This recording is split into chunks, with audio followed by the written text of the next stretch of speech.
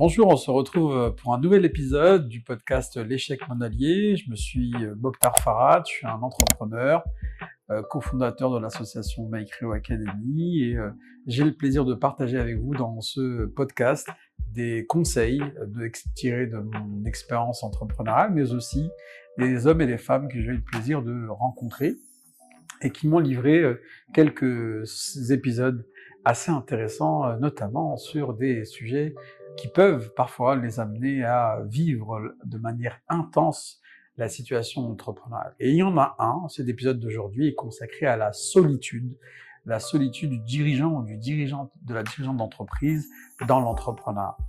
Parfois, nous sommes seuls face à la décision, seuls face aux difficultés, seuls face aux responsabilités. On se retrouve très enfermés dans la nécessité que d'arbitrer, que de prendre une décision. Et quand les situations sont simples, stimulantes, elles sont faciles à prendre. En revanche, parfois, quand on a pris des mauvaises décisions, qu'on se retrouve dans des situations de galère, et je crois qu'il y en a énormément dans l'entrepreneuriat, cette solitude, elle vous ronge, elle est difficile, parfois même, elle manque cruellement de discernement. On a tendance à vivre les situations avec une émotion tellement forte que prendre un peu de recul, on n'en a même plus le réflexe.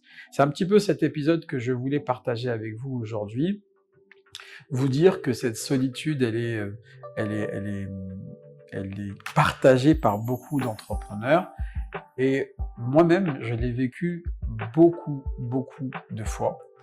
Et il y a une chose, c'est que personne ne le fera à ta place. C'est ta responsabilité. Des fois, tu partages avec des proches, ta famille, ton conjoint ou ta conjointe, mais ils n'ont pas la compréhension. Ils vont te dire une phrase simple, mais t'as qu'à te trouver un boulot normal. Pourquoi tu as choisi de l'entrepreneuriat? Pourquoi tu te mets dans des situations comme celle-ci? T'en as pas marre de te mettre dans des situations problématiques?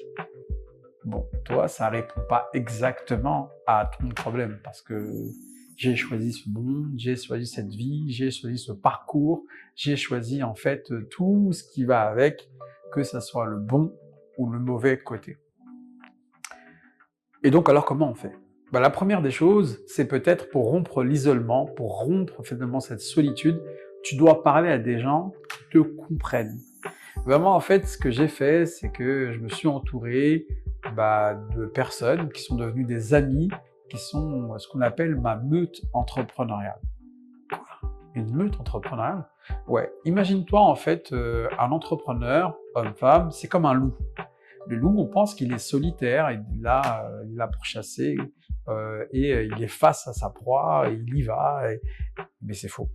Les loups, en fait, travaillent en meute. Un entrepreneur, même s'il est seul dirigeant de son entreprise, seul face à la responsabilité, il doit pouvoir en fait avoir une équipe. Parce que l'entrepreneuriat, ce n'est pas un sprint, on l'a bien dit, c'est une course de fond. Nous ne sommes pas là pour un projet, pour une journée, une semaine, un mois, un an.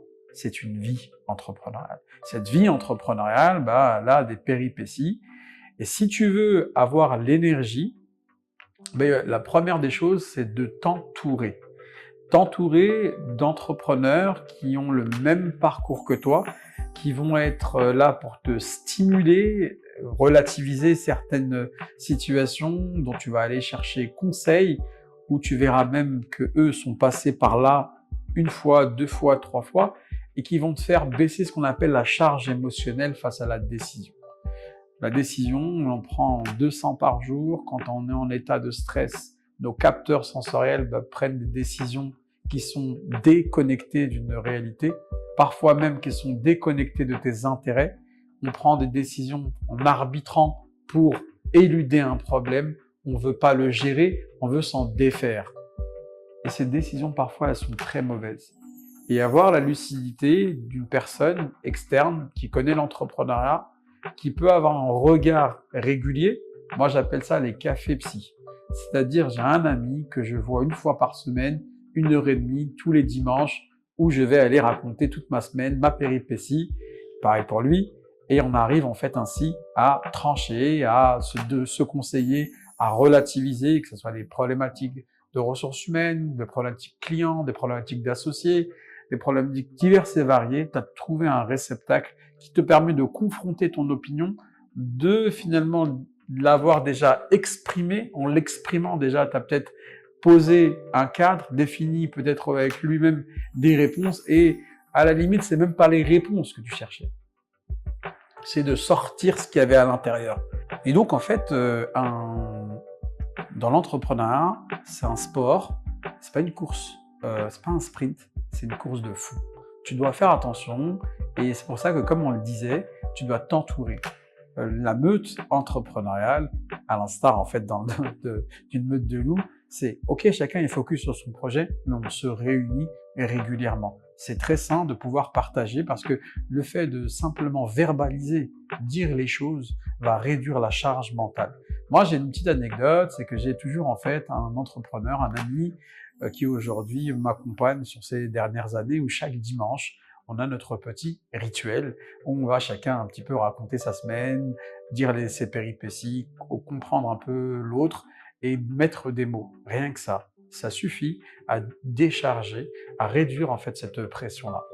Donc, il est hyper important pour toi pour rompre cette impression de solitude entrepreneuriale que de t'entourer d'entrepreneurs qui peuvent parfois en fait être des soutiens psychologiques, pas plus sur le mindset que simplement la décision. Entoure-toi des bonnes personnes, crée cette meute entrepreneuriale, prends des mentors et sers-toi de leur exemple de vie aussi pour dresser en fait un cap. Organise un rituel où tu peux régulièrement aller décharger cette pression mentale, confronter tes choix à un externe qui est hors de ton cadre de travail mais qui reste un entrepreneur, parce que parfois effectivement la famille est de bons conseils mais simplement elles n'ont pas la nuance ou les subtilités du monde entrepreneurial et leurs arbitrages il est parfois un peu violent, voire un petit peu à côté de la plaque. Voilà, en tout cas c'est ce que je voulais te dire dans cet épisode sur la solitude ressentie par l'entrepreneur, et à très bientôt pour un prochain épisode du podcast Échec Mon Allié.